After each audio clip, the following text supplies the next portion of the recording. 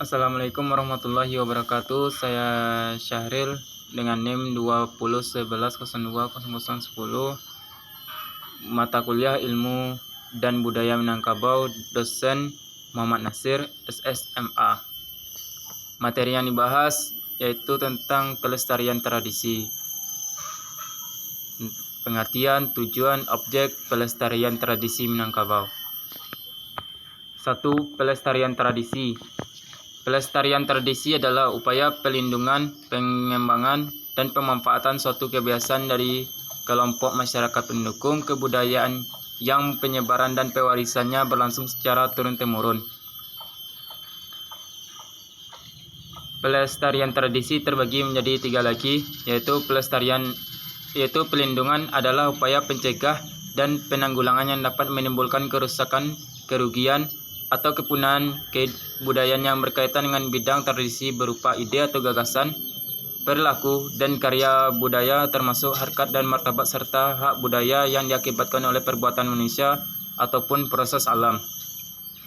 2. Pengembangan adalah upaya dalam berkarya yang memungkinkan terjadinya penyempurnaan ide atau gagasan, perilaku, dan karya budaya berupa perubahan, penambahan, atau penggantian sesuai aturan dan norma yang berlaku pada komunitas pemiliknya tanpa mengorbankan orisinalitasnya. 3. Pemanfaatan adalah upaya penggunaan karya budaya untuk kepentingan pendidikan, agama, sosial, ekonomi, ilmu pengetahuan, teknologi, dan kebudayaan itu sendiri. Tujuan pelestarian.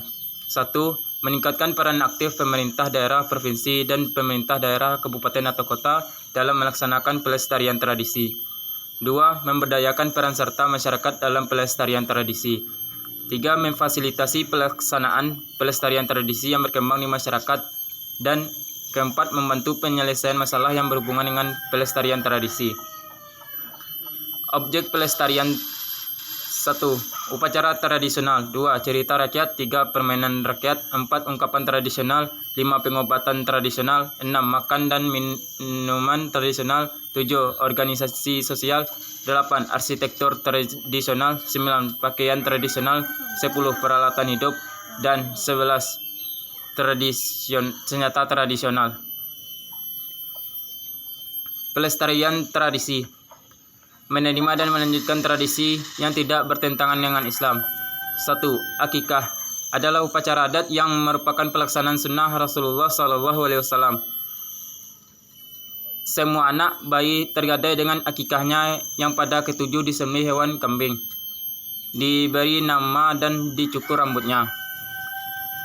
Hadis riwayat Abu Dawud, Tirmizi, Nasa, Ibnu Majah, Ahmad. Akikah biasanya diselenggarakan pada saat anak berusia 7 hari atau 14 hari atau 21 atau 40 hari. Upacara yang dipimpin oleh pemuka agama atau ulama ini dilanjutkan dengan makan bersama dan diakhiri dengan pembacaan doa akikah sebagai permohonan kepada Allah Subhanahu wa taala agar anak menjadi anak sehat, soleh, solehah, mudah rezekinya dan berbakti kepada orang tua, agama dan bangsa. Dan akikah hukumnya sunnah muakkad atau mendekati wajib. Bahkan sebagian ulama menyatakan wajib. Pelestarian tradisi Minangkabau. Batagak Penghulu. Selanjutnya Batagak Penghulu. Sebagai pucuk pimpinan adat dalam Minangkabau, masyarakat Minangkabau, penghulu haruslah memegang teguh adat istiadat serta norma-norma yang berlaku. Edward Jamaris menambahkan bahwa hubungan yang paling mendasar dalam keberadaan manusia di alam adalah bagaimana manusia itu mengabstraksikan. Kemudian hubungan manusia dengan alam, bagaimana manusia memandang alam karena masing-masing budaya mempunyai persepsi yang berbeda tentang alam, tingkah lakunya dengan penciptanya yakni Tuhan. Agama dan adat istiadat yang berlaku saling topang-menopang dan tidak saling bertentangan. Di dalam Tambo terjemahan Darman Munir dikatakan, adapun yang bernama penghulu, maka ia seperti kata Nabi SAW pada sekalian umatnya, ulan sa'da kaumahu fahuwa saidun. Artinya, barang siapa yang memerintah segala kaumnya, maka penghulu namanya. Agama dan adat istiadat yang berlaku. Turun mandi. Turun mandi dimaksudkan untuk menghormati keturunan yang baru lahir dan berbagi kebahagiaan dengan masyarakat sekaligus memberitakan bahwa di kaum tersebut telah lahir keturunan baru. Dalam syariat Islam yang dicontohkan Rasulullah Shallallahu Alaihi Wasallam, ketika seorang anak lahir maka akan diberikan setetes madu ke dalam mulutnya. Hal ini selain bermakna kesehatan sebagai otobodi alamiah bagi anak tersebut, juga sebenarnya mengandung fakta filosofis dalam rangka memperkenalkan kebaikan kepada anak dari usia dini. Enkulturasi budaya yang terdapat pada upacara turun mandi ini berfungsi pembersihan anak yang lahir dari segala pengaruh-pengaruh jahat dunia. Diharapkan hakikat kesucian anak yang lahir akan tetap terjaga dari dini. Internalisasi nilai Islam yang ingin diwujudkan adalah bahwa seorang anak lahir adalah dalam keadaan fitrah, yaitu selanjutnya itu silat. Silat Minangkabau atau silat Minangkabau merupakan seni olahraga bela diri yang tumbuh dan berkembang di wilayah Minangkabau sejak dahulu kala. Silat bagi anak Minangkabau merupakan jati diri yang melekat dalam keseharian mereka, terutama bagi kaum lelaki. Tetapi bukan tabu bagi kaum perempuan karena banyak perempuan Minangkabau yang menguasai seni bela diri tersebut. Seni bela diri silat atau silat Minang sepakat pada hakikat silat yang mencari kawan atau menjalin silaturahim dan mendekatkan diri kepada Allah Subhanahu wa taala.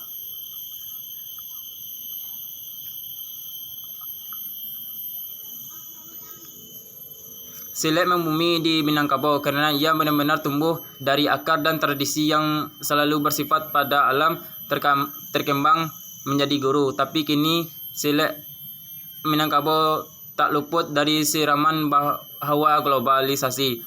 Hanya sebagian kecil yang mampu tegak berdiri di atas nilai tradisi, sebagian yang lain terkadang seakan membiarkan diri teradopsi atau terpengaruh dalam gerak yang sulit dinamakan sebagai silat Minang bila dilihat dari kacamata tradisi itu sendiri. Menerima dan memperbaiki tradisi lama, menambah dan mengurangi. 1. Seni ukir. Pada dasarnya tidak banyak literatur yang membahas mengenai ukiran tradisi Minangkabau secara utuh. Sebagian besar hanya membahas bagian umum dan tidak mencakup hubungan ukiran tersebut dengan nilai kehidupan masyarakat Minangkabau. Beberapa ulama dan ahli tafsir menjelaskan bahwa gambar makhluk hidup yang diharamkan oleh agama Islam adalah gambar 3 dimensi yang memiliki bayang-bayang yang dimungkinkan bisa hidup dalam kondisi seperti itu bila ditiupkan roh. Jenis ukuran yang ada di Sumatera Barat umumnya berwujudkan alam sesuai dengan falsafah Minangkabau.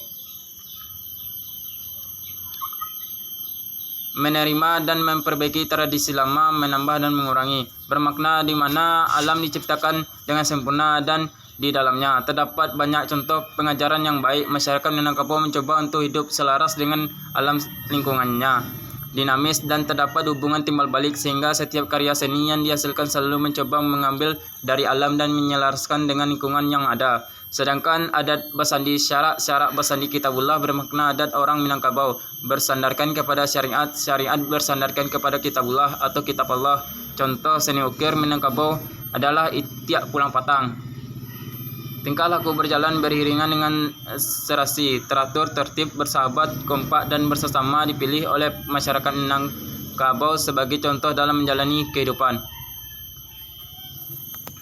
Menambah tradisi baru, yaitu tabuik.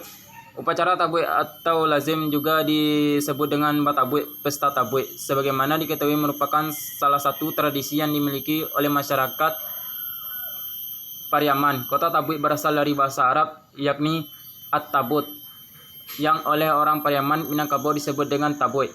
Adanya upacara ini berkaitan dengan kisah terbunuhnya cucu Nabi Muhammad yakni Husain bin Abi Thalib di padang Karbala oleh tentara Yazid bin Muawiyah pada tahun 61 Hijriah. Pelaksanaan upacara Tabuik merefleksikan kesedihan atas kematian Imam Husain dan kekejaman tentara Yazid. Dibentuk dalam rangkaian upacara tabuik yang dikenal juga dengan istilah batabuik setiap tahun pada tanggal 1 sampai 10 Muharram. Bagi masyarakat Pariaman, Upacara tabuik merupakan warisan budaya yang tetap dipelihara hingga sekarang dan menjadi andalan di bidang pariwisata bagi pemerintah dan masyarakat setempat. Upacara tabuik dapat dianggap sebagai upacara ritual keagamaan itu dengan sendirinya, mengandung kearifan lokal dan nilai budaya dari masyarakat Pariaman. Hal itu terlihat dari pelaksanaan upacara tabuik yang berkaitan dengan peristiwa kematian Husain bin Abi Thalib yang merupakan cucu Nabi Muhammad dan dianggap sebagai imam oleh penganut Syiah.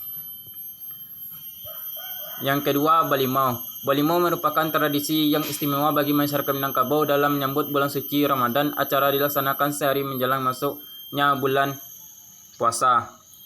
Di samping sebagai luapan gembira, ucapan ini merupakan datang pembersihan diri. Namun tradisi Balimau mensucikan diri dengan mandi di sungai menjelang Ramadan akan menodai Ramadan itu sendiri karena tidak ada dalam ajaran Islam. Islam sama sekali tidak pernah mengajarkan ketika memasuki bulan suci Ramadan agar mandi menyiram sekujur tubuh atau mirip mandi junub di dalam agama Islam. Sebelum memasuki bulan Ramadan sangat dianjurkan untuk saling memaafkan satu sama lainnya. Membuang tradisi lama yaitu Malamang. Sebagai masyarakat Minangkabau menghilangkan tradisi dari Malamang itu sendiri. Tradisi Malamang pada masa dahulu sebelum tahun 1980-an di mana setiap rumah pada waktu-waktu Malamang akan membuat atau memasak lamang di halaman rumah secara bersama atau gotong royong. Seiring dengan perkembangan zaman yang cenderung mulai mengabaikan nilai tradisional suatu masyarakat, ikut mempengaruhi keberadaan tradisi Malamang dalam kehidupan masyarakat Minangkabau. Tradisi Malamang ikut ditermarginalkan dan bahkan dilupakan oleh masyarakat Minangkabau, ditandai dengan sudah jarang ditemukannya masyarakat Minangkabau yang membuat lamang ketika bulan puasa datang, lebaran haji, perayaan maulud, dan lain-lain, dan dikategorikan sebagai tradisi yang hampir punah di Minangkabau. Memudahnya tradisi Malamang ini tidak luput dari kecenderungan atau pergeseran pola pikir masyarakat sekarang yang ingin serba instan atau mudah. Di lain mana proses pembuatan Malamang memang memerlukan waktu yang relatif lama dan tenaga ekstra. Sekian, terima kasih. Hanya itu yang dapat saya sampaikan dari materi pelestarian tradisi yang ada di Minangkabau. Mohon maaf salah dan janggalnya. Assalamualaikum warahmatullahi wabarakatuh.